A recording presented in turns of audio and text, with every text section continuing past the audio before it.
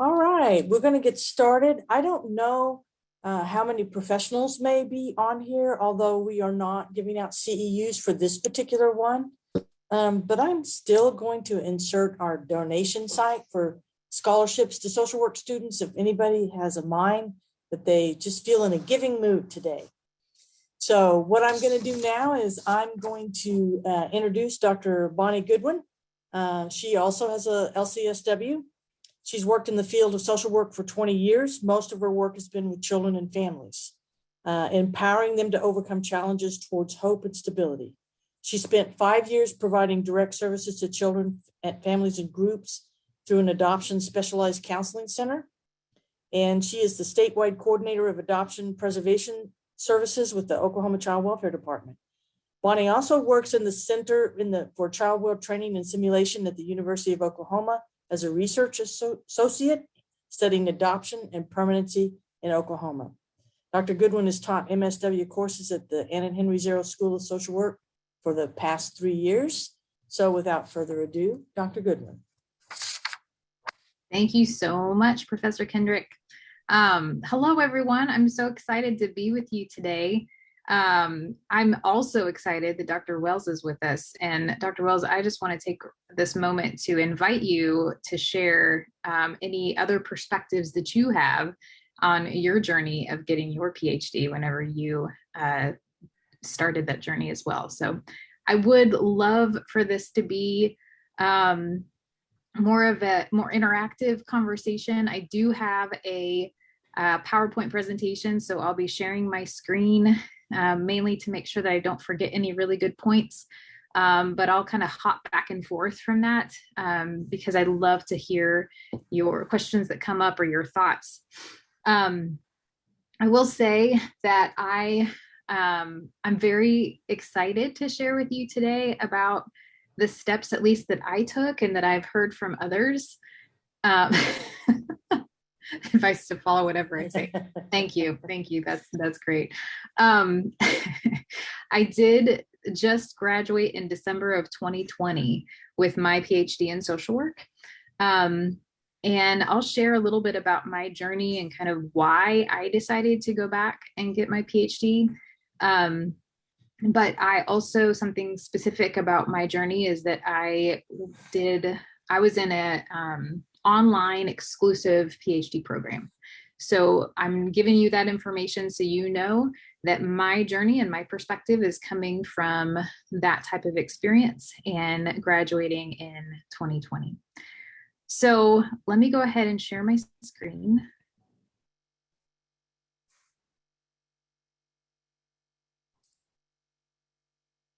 Love pictures like that right now. Okay, so what I'm going to talk about today, I wanted to, always love the agenda so you know what to expect and what's coming up. I think the most important aspect of thinking about applying to doc school is your why. Why are you interested? Why are you thinking about it? Because whatever you decide at the beginning is what you're going to hold on to be able to actually get to the end. The workload, it is something to definitely think about and be prepared for, because it's a high workload. Where something, I don't know, I mean, it sounds like an obvious thing to process about getting a PhD, but there's actually some pretty specific things about programs that you might want to think about. And then what? What do you want to do after you graduate? How does it affect you?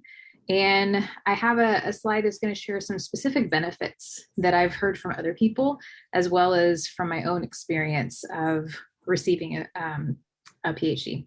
And then taking steps. So some specific action steps that you might want to think about if you are interested in getting your PhD. So the why. There are two different types of, and there might be more, but there's two different main types of doctoral degrees. One is kind of focused on this first question. Do you have a desire to advance knowledge in a certain area? And that's really your PhD course. There's research, a lot of research involved. And research is meant to advance knowledge, to expand what do we know and what do we not know, and how can we continue to expand that knowledge.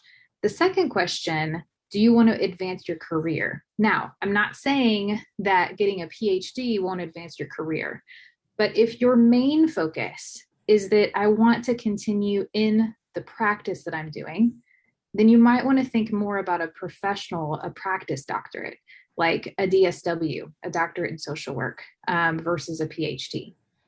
Now, again, it does not mean that 100% you have to choose one or the other, because there's lots of crossover and integration between the two. We do have faculty on OU faculty who have their DSW as opposed to their PhD. So if there are any of you who are interested in finding out more information about a practice doctorate, you can either email me, Professor Kendrick. All of us would be able to connect you with someone who has a DSW as opposed to a PhD.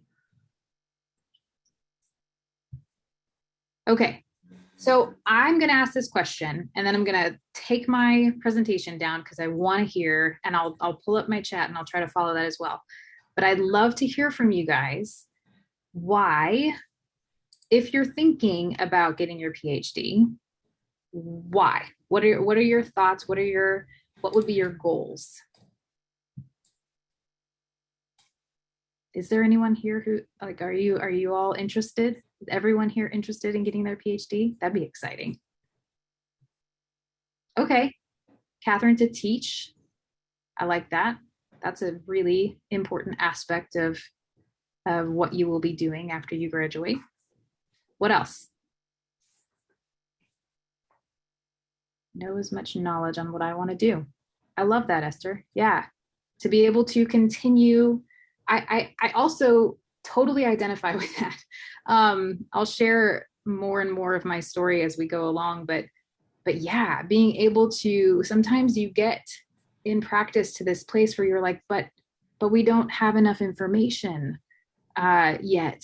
It seems like there's gaps that I'm finding, and that was frustrating to me. So wanting to be able to increase that and go in depth and share more and more knowledge. It's good. Jonathan, personal goal. Okay, so it's a personal goal, further my own knowledge on social work and integrated care.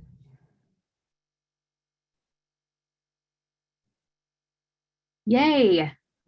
I am interested because I love working in higher education and want to extend my knowledge and opportunities as well. Thank you, Professor Dell. I love that. And I love that you're interested in getting PhD. We should talk more about that. Okay, Carol, question. Are PhDs or DSW required to counsel aspiring social workers? As in, Carol, tell me more about what you're saying of counseling. What do you mean by that?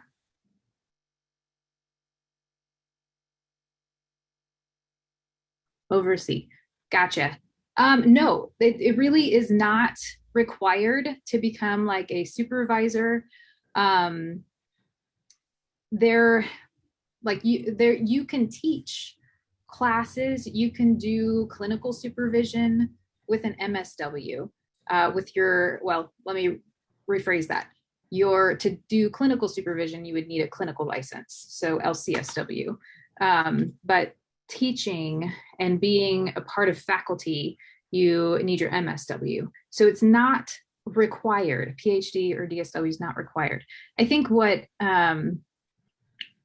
helps with that, it is required to have a PhD or DSW is required if you want to continue to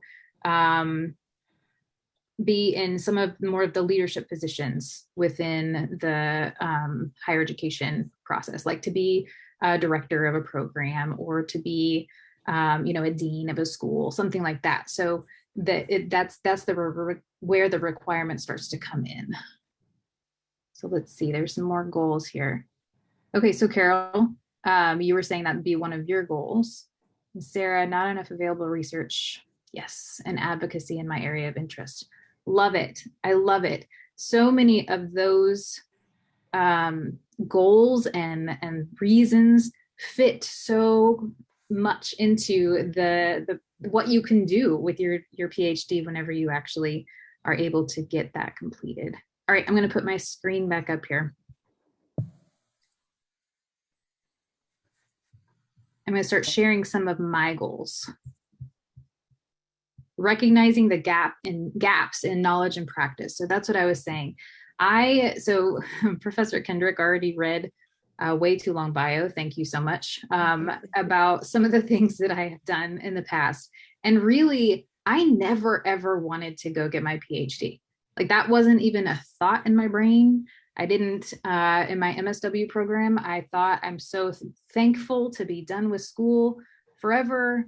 I had a little bit of an unusual journey that I will actually say I think benefited me pretty strongly. I took several years of practice before I went to get my master's. I think it was a lot. It was about 6 to 7 years that I did practice work before I got my MSW.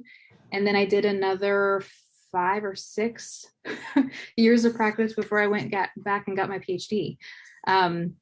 So you don't have to rush. There's no rush in making the decision, and there's no limit to I'm past the time of being able to go back. That's the beautiful thing, is that you really can make that decision in your own time.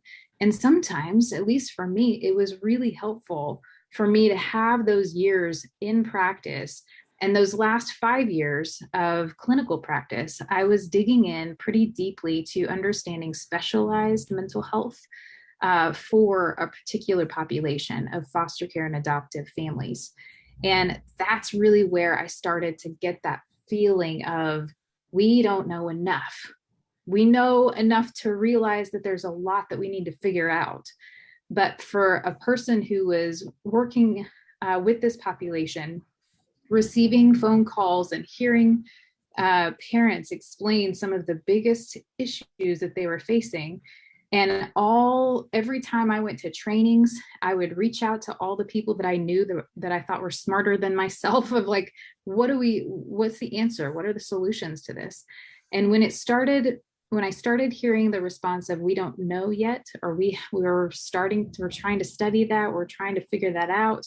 The more I heard that, the more I was like, man, I just really feel like I need to learn how to be able to add to our knowledge in a good way, and not just in a way where I'm going to try something and see if it works. We do that a lot in practice, especially within the population that I serve, within foster care and adoption. It's a lot of anecdotal, I think this is going to work, let's try it, we got to do something.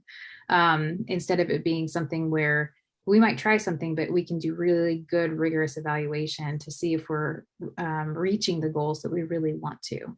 So that's a big motivator, recognizing the gaps in what you're doing and having the desire to be a part of the process to learn more.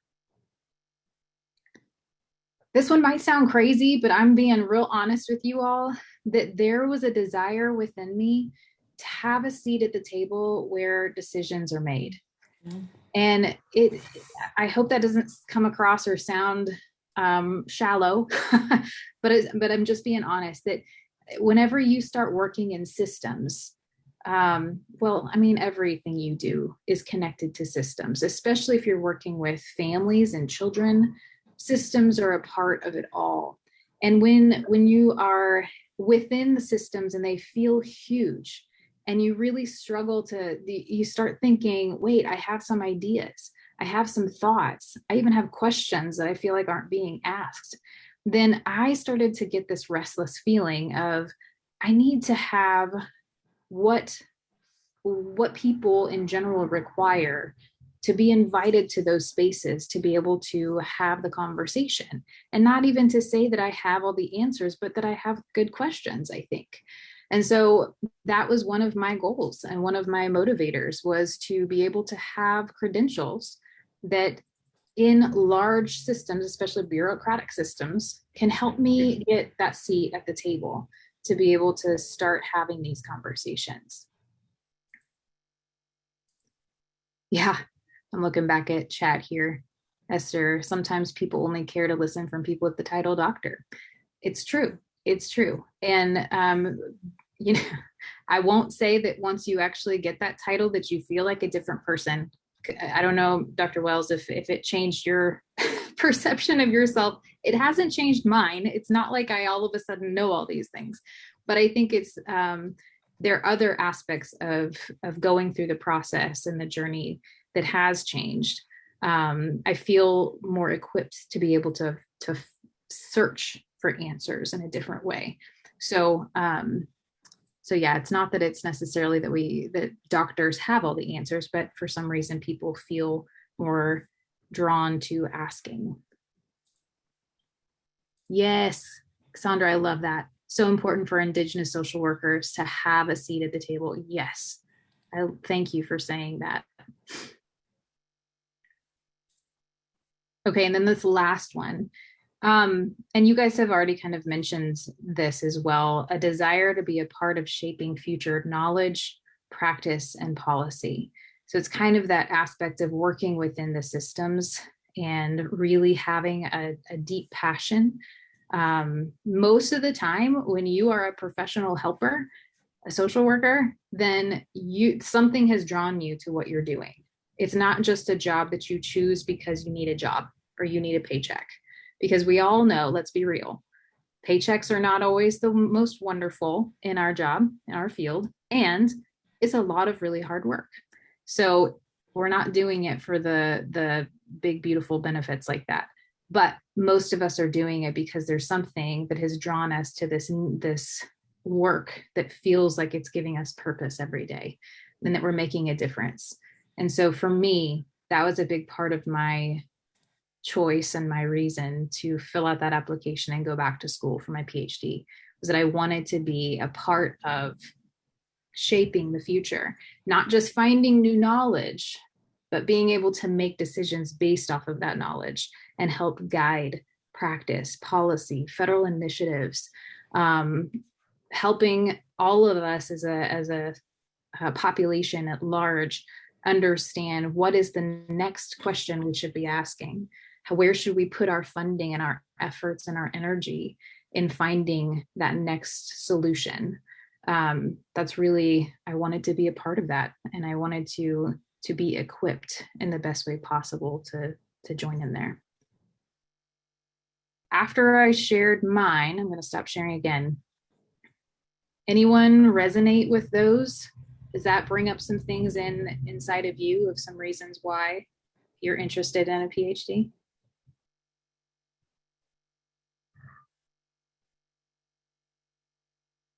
All of it.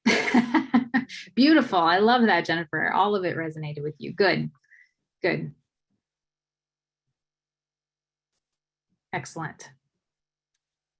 Well, I have to tell you that if those things really, really resonated with you and you identify with those feelings and those thoughts, then I'm very excited for you to continue processing what it might mean for you to start that journey for a PhD, because that really is for the heart of it. That's really the beautiful aspects of being able to pursue your PhD. I don't see a lot of Black PhD social workers. Absolutely means a lot to me to possibly show others it's possible. Esther, 100% agree with you. I graduated in a cohort. Our cohort started as 7 people, and it ended pretty miraculously. I'm going to share with you a statistic here in a little bit about those who start and who actually graduate. 5 of the 7 of us graduated, and it was all the women of the cohort. And I was just really proud of us because we had, it was all women. We had one of our colleagues, she's actually the first one. She beat all of us. She is my African-American friend, Dr. Alexander. She just left us all in the dust and graduated first. But then we also had like 3 or 4 of us that were moms of little kids. And so there were a lot of things that we were like, man, we're really proud of being able to accomplish this goal in being people who aren't always seen as completing that goal. So yeah, Esther, Cassandra, I'm 100% with you. My friend Bree, Dr. Alexander, shared the same feeling of being really, just really grateful and proud to be able to be who she was and completing.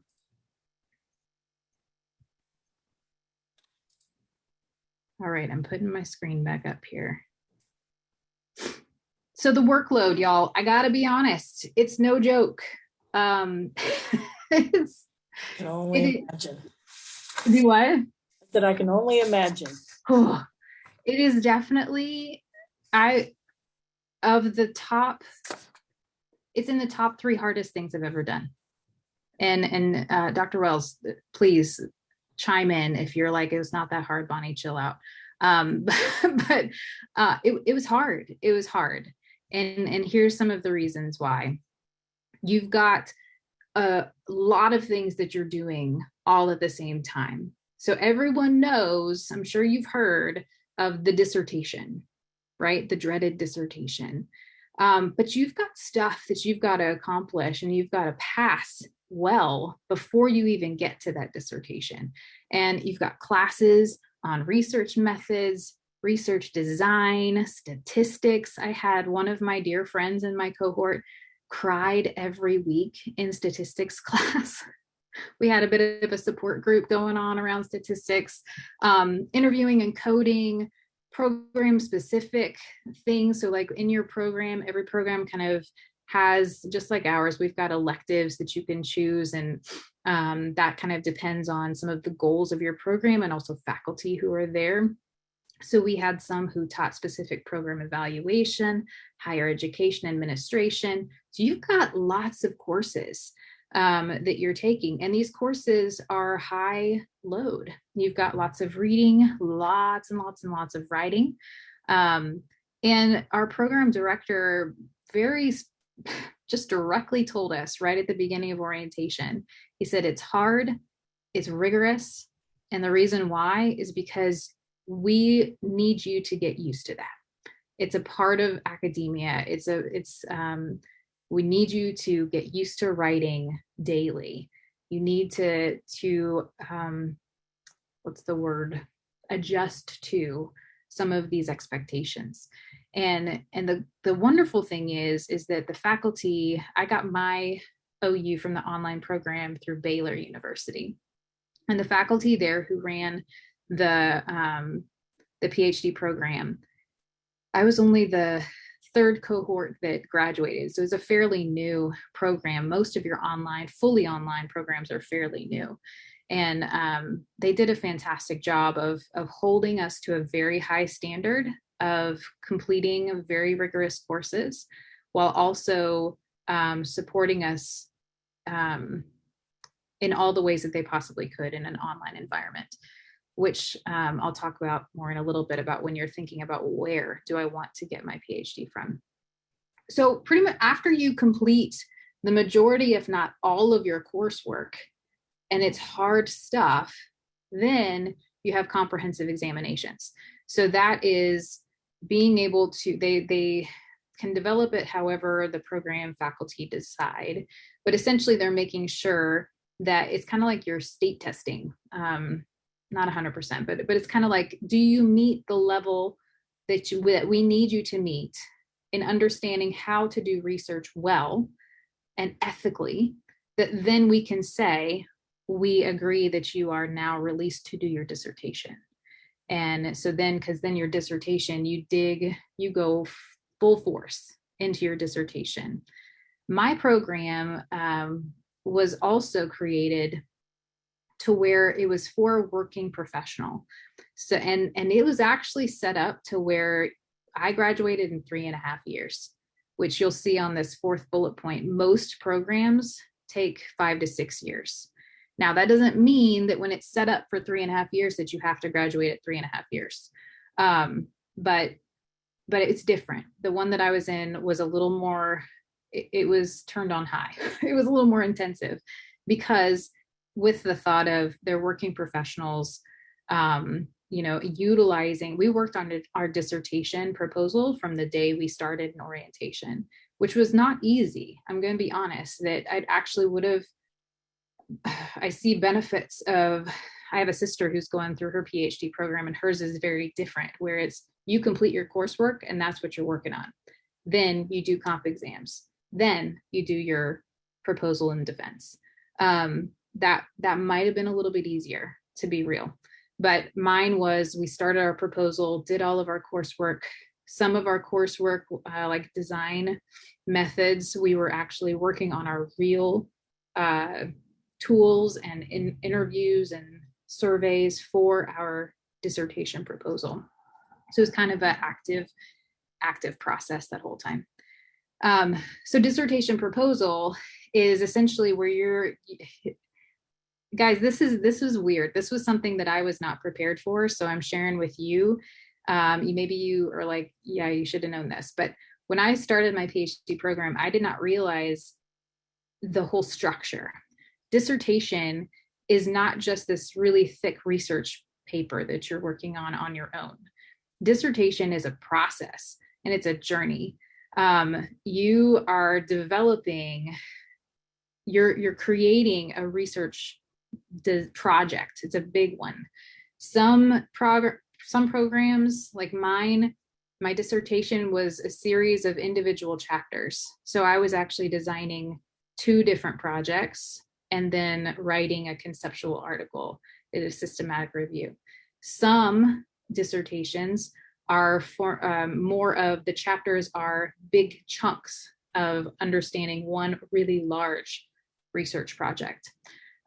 So both they're different, but similar process, where you have to design this whole thing with the work of a committee, and there's a chair. So a chair is the person on the faculty who really becomes your mentor, the person who is overseeing everything that you're doing in your dissertation process, and also the person who they're overseeing and they're supervising and really kind of holding you to that standard, but also your help and your guide. I became very close to my dissertation chair, a person that I trust immensely, and now has continued to be my mentor.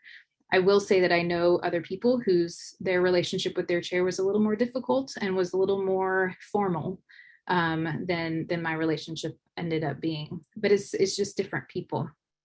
And essentially, some programs, depending on what your research is going to be, they will assign you to a chair.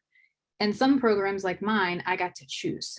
I got to see I got to meet all the faculty at orientation. And then it felt like this really weird speed dating process because they would come one by one and just kind of introduce themselves to our whole cohort. And we'd have dinners and everybody would kind of try to go meet each other and have more of a conversation. Thankfully, I had my chair was the only faculty member that had similar research interests.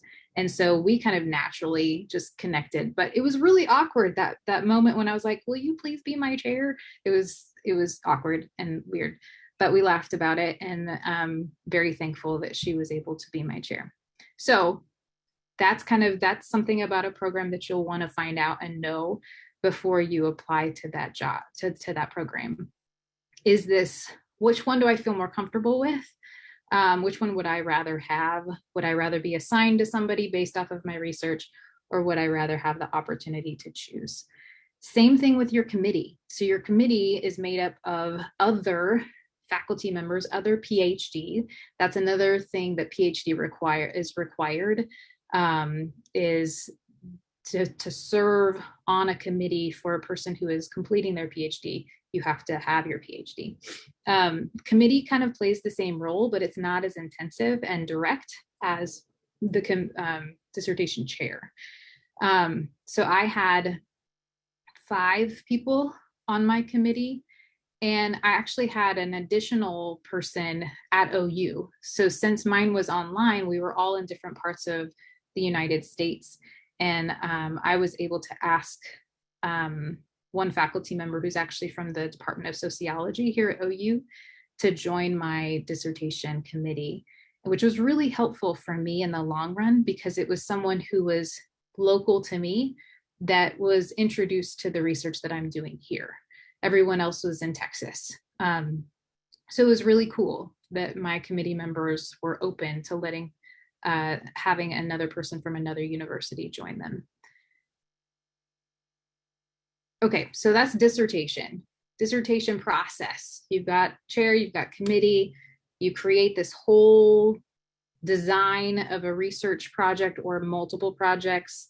Then you launch into the whole process where you're doing the real work. It's exciting, it's really fun, but it's also really scary, to be honest, because it's like, wow, this is big when you start actually collecting data from real people. That's not just like a research methods course where it's a hypothetical or miniature, but it was big and a little intimidating, but exciting, because then I was like, wow, I'm really doing this. I'm really able to take some of this. I have my questions, the things that I'm interested in are the things that are guiding all of this work. And that is incredible.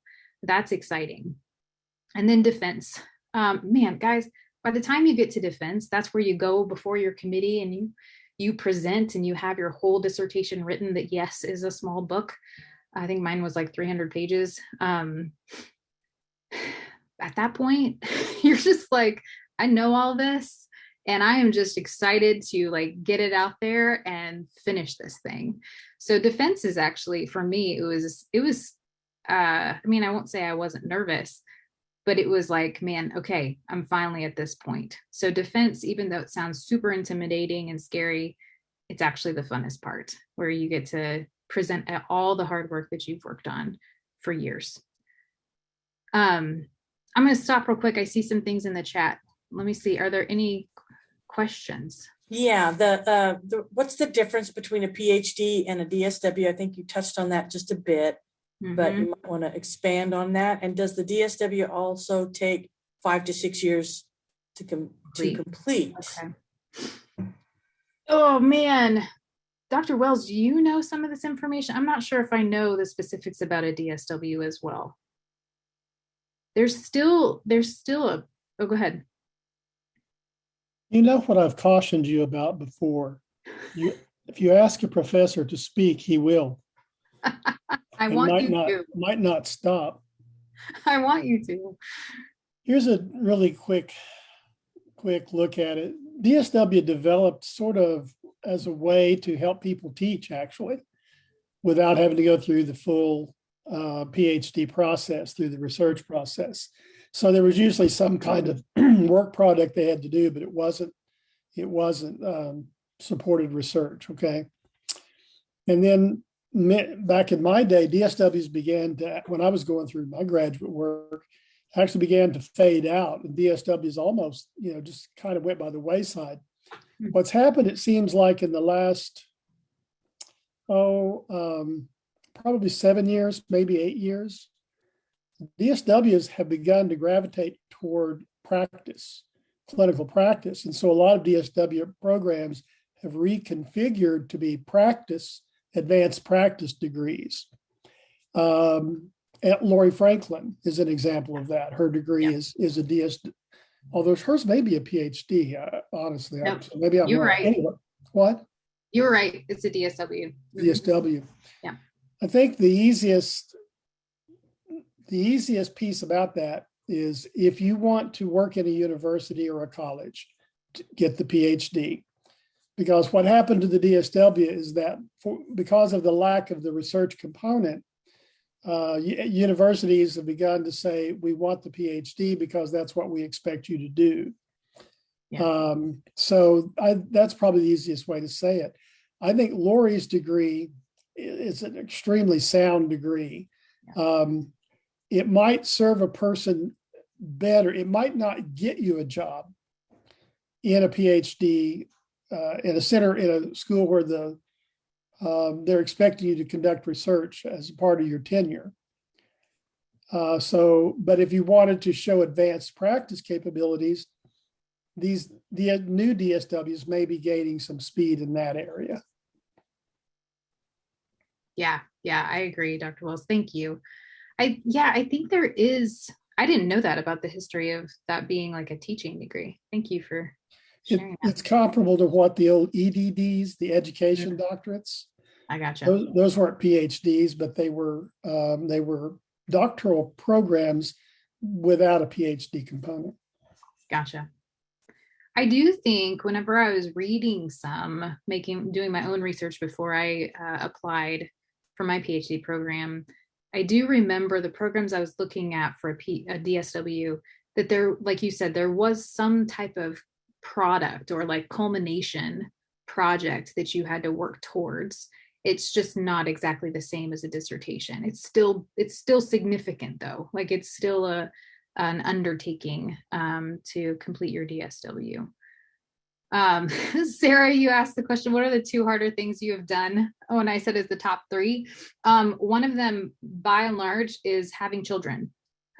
that would be one of the other, maybe it's just the top 2 because I can't think of the third one. But it's very similar actually. And I don't mean that just as a female. Like I think in general, when parents make the decision to bring other little humans into the world, it is a huge commitment and it takes a whole lot more time and energy than you really imagined it would when you were just thinking, oh, they'll be cute. It's the same kind of thing of like, oh, a PhD would be really cool, but oh my heavens, the commitment, the energy, and also the benefits are much bigger than you imagined before you do it. So it's a balance. It was really, really hard. One of the hardest things, but it also, I would do it again in a heartbeat. It was one of the best things. So it was very similar to having kids. Definitely some of the hardest things I've ever done, but I would do it again. Okay, let me come back to the question about academic rigor. Oh gosh, okay, I just went to the next slide. That's great.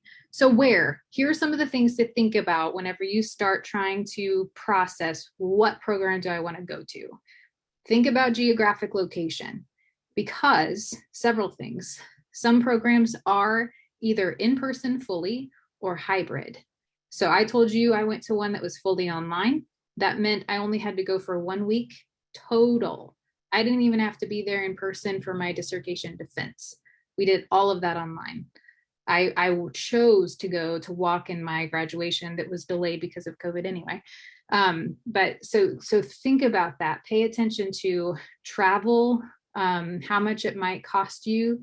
If it's a hybrid program, how often you have to go stay there. Do they have financial support for students whenever they have to travel and stay there for a week, maybe every few months? There are some of those hybrid programs like that. So think about geographic location that way. Also, I think something that's important about geographic location is that will give you some thoughts about maybe what research the faculty in that program are involved in. There's not necessarily it's going to be connected to region, but it could be. Depending on what type of political structure that region has, you could potentially have some faculty that are digging into understanding that there. That leads to the second one, program and faculty. Check it out. Spend time looking at their website, because all programs, all higher education programs put information about their faculty online. You can read some of their publications. You can read their research interests. A lot of times they'll have their email address out there. Reach out. Don't be scared to talk to them directly. That's actually what I did. It was not required for me to do a campus visit or talk to anybody before I submitted my application. But I really feel like that was one of the most beneficial things that I did, was I reached out, I emailed one of the faculty who was closest to the research interests that I had, and also had been there a long time. And so I knew they had some institutional knowledge that I was interested in finding out about a fairly new doctoral program. And I actually, since Waco was only, how many hours, 4 or 5 hours away from here, I drove there and met them in person. Again, not required, but I feel like it really was beneficial to me. And it also helped me know that when I was accepted and went back for that orientation week, I had a frame of reference of a person who I knew and knew me. So don't be scared to reach out and just start conversations with them. Collegiality versus competition. Now, I don't know if you will ever be able to find something online when you're researching programs that can give you an indication of kind of the dynamics within the program. And I'm just telling you this out of my own experience and what I've heard from fellow recent PhDs. There are some programs that philosophically are really structured and run in a sense of collegiality. That's how I would describe the program that I went through at Baylor. Very focused on how can I help you? How can we connect you to people that we know, not just within Baylor, but across the nation? Very much of a let's get you connected kind of goal. And also within your cohort, we were encouraged to write together, to think together, and to work together. Some of my friends, including my sister, and she's not in a social work program, but her program is very different. It's set up more of a competition. In her cohort, it's not that it's this outright, you all are pitted against each other, but it's more of a setup in that more of a classical education format of whoever rises to the top. It becomes really clear who's doing really well, and that then spurs everybody else to keep working harder. So it's just a different kind of approach, a different dynamic. I think there's probably efforts to do both things in all programs to keep people motivated and to keep going, but also networking is really important. But some programs are focused on one versus the other a bit more. I think the best way to be able to research that is to find someone who went there, who graduated from that program, and try to gain some information through their experience. Also, requirements for admission. Everybody's different. Everybody has different things, and it changes over time. I had to complete the GRE, that big test. Now Baylor no longer requires that for their PhD program. So it depends on how long the program's been running and what their requirements are, but that should all be found on their website. Also found on their website should be the focus, the length, the structure, which courses you'll take when. There's not really as much freedom to choose, at least from the programs I've looked at. It's pretty set. You take these courses this semester, like it's all kind of set up for you, and you walk through the timeline. There might be a little bit of freedom with some electives of when you can take those and what those will look like. But most of the time it's a pretty set structure. Stipends and funding. Funding it's expensive, just like all higher education. It was very clearly told to us when we started, when we applied and were accepted in my program, that we expect to pay everything because we can't promise you that we're going to have any funding to assist you. Now, my experience was drastically different. The school actually worked very, very hard to provide stipends for us and to cover a lot of our costs for tuition. But it's still, it's education. It's still pricey. I did have to take out, a loan just for the first year to be able to get past kind of that big hump of starting, because, all the things that you need, a good solid new laptop to get all this work done and to have lots of good memory on it. So it's expensive. It's not something cheap. And there was something out there that I had heard that a lot of PhD programs provide most of the funding. I don't know, Dr. Wells, what your experience was or what you heard before you started your PhD, but I heard both things. One, that they tell you to be prepared to pay, but they actually cover everything for you. But that's not true.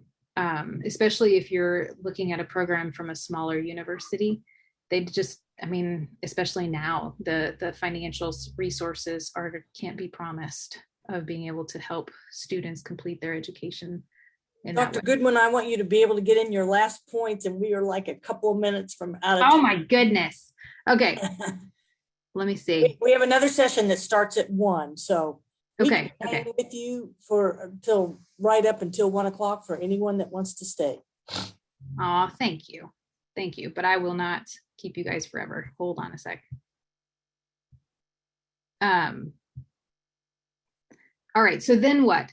This is, I mean, we've kind of already talked about a lot of this stuff, but what does it look like after you graduate? I will say there was a shift in my understanding, and I had a little bit of a process of understanding, what does this mean for me? I completed this huge thing.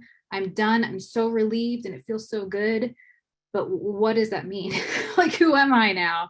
And so there's one specific route of going into academia, doing research full time, teaching full time, going into a university, and which many of you mentioned was part of your goal.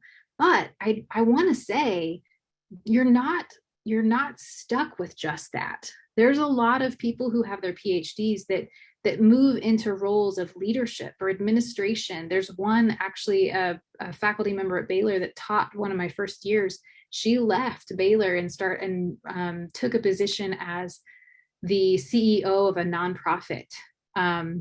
So you have lots of options still. And the cool thing about it is what she told us when she was explaining kind of her decision to go to this nonprofit was, I will do research the rest of my life. I don't have to be in a university to do research. Now, being in a university gives you a lot more resources and IRBs, like the things that you need to do really good research. Having that connection is very helpful. But your PhD is your PhD. It's a part of, you are given the tools and the ability to be able to use those no matter where you are. Okay, real quick, I'll end with this. No, let me end with taking steps. Benefits, I've mentioned a lot of them. Great connections, very, very high level of job satisfaction. I get to do what I'm most interested in, and I get to guide myself in what I get to dig into. And that is a beautiful, beautiful benefit, and I love it. This is what I want to end on. Next steps. Spend some time in the field. Don't be afraid. Don't feel rushed. Practice is actually really, really important to help you guide your thoughts and guide your interest in what you want to research, and also helps when you teach. Everyone knows, when I was a student, I loved whenever my professor was able to give me some real life experience.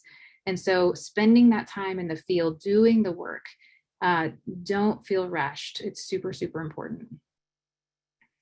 Think about, what do you really like to do? What population, what trainings have you done that have just really gotten to the depth of who you are? Those things can really be a part of guiding you to what may your research interest be. Also, what questions do you have and what seems to be missing? Just like we were talking about earlier, what are the gaps? Where do you feel like we don't have enough information yet?